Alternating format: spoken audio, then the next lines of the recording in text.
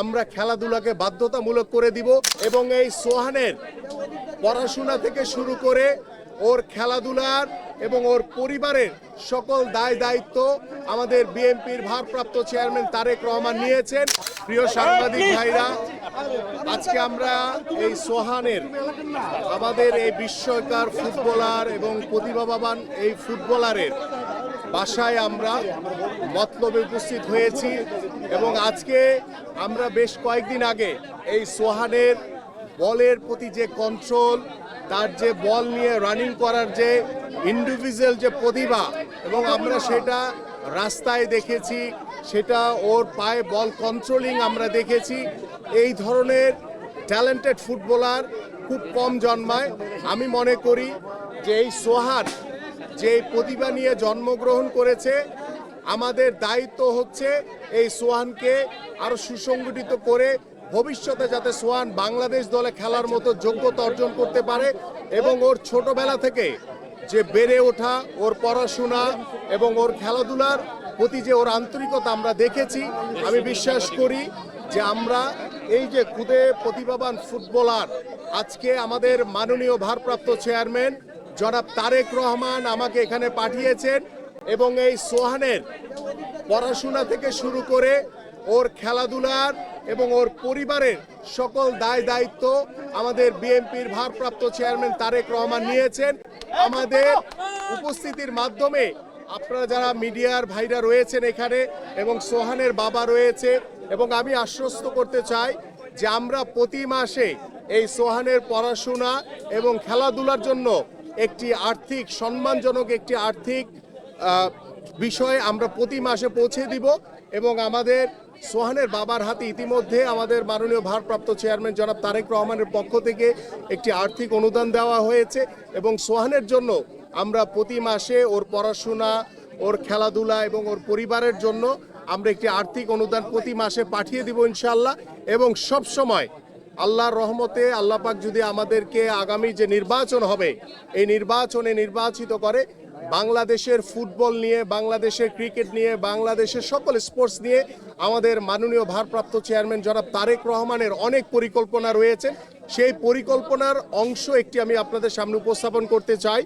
যে আপনারা ছোটবেলায় আমরা দেখেছি যে শহীদ রাষ্ট্রপতি জিয়াউর রহমান তিনি নতুন কুড়ির আয়োজন করেছিলেন, যে সারা বাংলাদেশে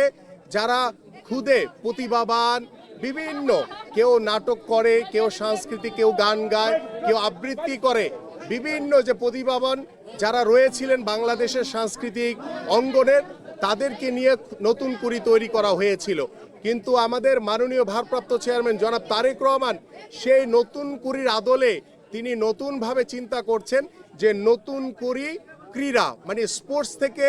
আমরা সারা বাংলাদেশের এই সোহানের মতো খুদে যারা প্রতিভাবান খেলোয়াড় রয়েছে তাদেরকে আমরা কালেক্ট করে কিভাবে রাষ্ট্রীয়ভাবে তাদেরকে সব সময় সকল সহযোগিতা দিয়ে কিভাবে ভবিষ্যতে আমরা যাতে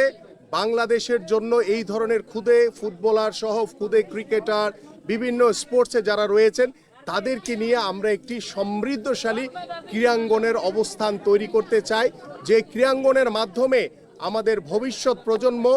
মাদক থেকে দূরে সরে আসবে, আমাদের ভবিষ্যৎ প্রজন্ম সুস্থ হিসেবে গড়ে উঠতে পারবে। সর্বোপরি আমাদের বাংলাদেশের যে স্পোর্টসের প্রতি বাংলাদেশের মানুষের যে প্রত্যাশা রয়েছে, ভালোবাসা রয়েছে, সেই ভালোবাসা পূরণ করার জন্য প্রত্যেকটি স্কুলে আমরা খেলাধুলাকে বাধ্যতামূলক করে দিব এবং খেলা ছেড়ে দেওয়ার পরে দেখা যায় যে আমাদের যারা এক্স খেলোয়াড় তাদের ওই রকম কোনো কর্মসংস্থানের ব্যবস্থা হয় না। আমরা খেলা ছেড়ে দেওয়ার পরে প্রত্যেকটি এক্স ন্যাশনাল প্লেয়ার বা অগ্রাধিকার ভিত্তিতে সবাইকে আমরা ওই যে স্কুলগুলোতে যে খেলাধুলা বাধ্যতামূলক করব ওইখানে সবাইকে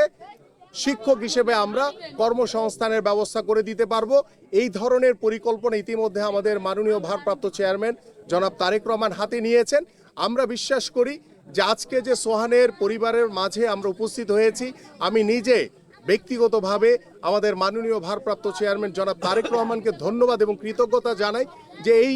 খুদে সোহানের ভিডিওটি দেখে তিনি এতটাই উচ্ছ্বাসিত হয়েছেন, আমাকে সাথে সাথে তিনি ফোন করে বলেছেন, গতকালকেই বলেছেন যে তুমি ইমিডিয়েটলি সোহানের বাসায় গিয়ে ওর পড়াশোনা, ওর খেলাধুলা এবং ওর পরিবারের সকল দায় দায়িত্ব দল নিবে। এবং আমি আন্তরিকভাবে ধন্যবাদ জ্ঞাপন করছি আমাদের মাননীয় ভারপ্রাপ্ত চেয়ারম্যান জনাব তারেক রহমানকে, যে তিনি এই সকল দায় দায়িত্ব নিয়েছেন। এবং আমরা আশা করছি দলের পক্ষ থেকে, তারেক রহমানের পক্ষ থেকে এই পরিবারের পাশে ইনশাল্লাহ আছি, ভবিষ্যতেও থাকবো ইনশাল্লাহ।